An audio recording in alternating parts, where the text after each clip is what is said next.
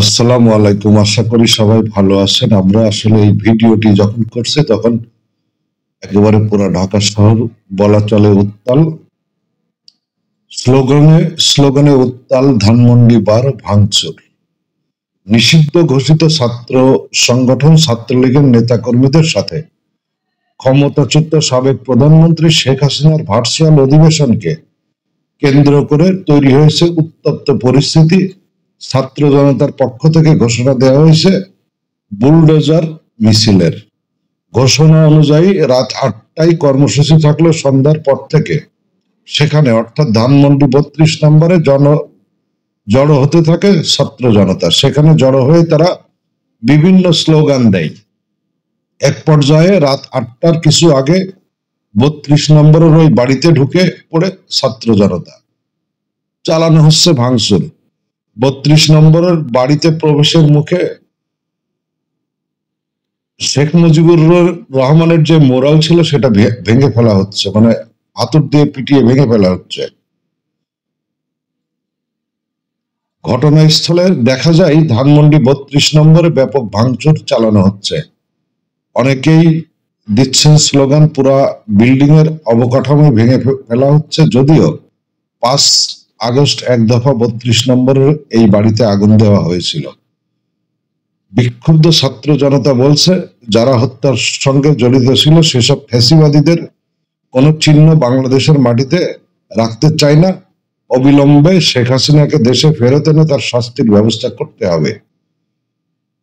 এ সময় উত্তেজিত ছাত্র জনতাকে খনি আসলে লাইভে জনতা যাবে ৩২-এ, দিল্লি না ঢাকা, ঢাকা ঢাকা ইত্যাদি বিভিন্ন আরো স্লোগান দিতে দেখা গেছে।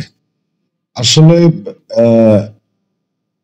কি বলার আছে যে আওয়ামী লীগের আসলে যে কোন প্রচেষ্টায় তারা আগাচ্ছে দেশকে আবার একটা উত্তপ্ত পরিস্থিতির মধ্যে ঠেলে দিতে।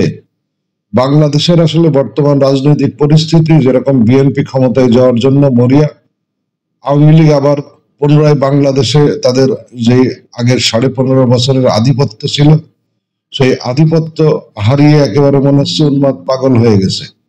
তারা আবার সেই আধিপত্য ফিরে পেতে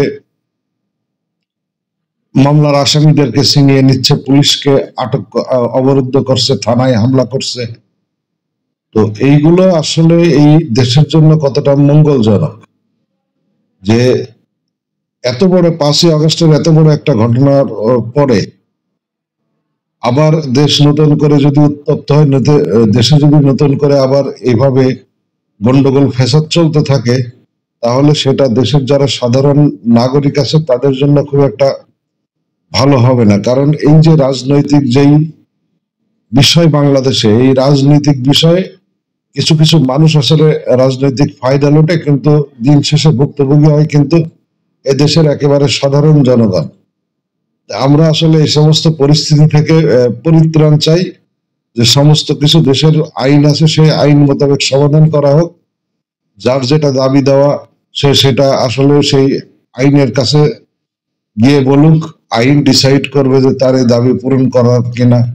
কোনো কিছু হইলে মানুষ এখন রাস্তায় নেমে পড়ছে, কোনো ছোট ইস্যু হইলেও মানুষ এখন রাস্তায় নামতে দ্বিধাবোধ করছে না। আর এগুলো করছে কারা? এক শ্রেণীর মানুষ। এখানে সাধারণ জনগণের সম্পৃক্ততা কোথায়? ভালো থাকবেন সবাই।